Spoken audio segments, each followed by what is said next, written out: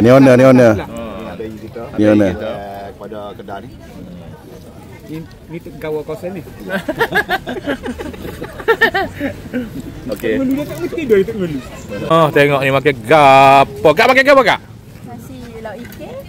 Ikan. Oh, kopeng pun ada. Ha. Ada sikit. Suka kopeng. Ni adik-adik ni keluarga bahagia ni tengok ni. Habis makan gapo abang? Kita ayam bakar. Ayam bakar ni. Nasi kabur tu. Ada nasi putih lah. Nasi putih tak? Oh, tengok tu. Adik ni? Bakar. Oh, ayam bakar ikut daddy dia lah tu.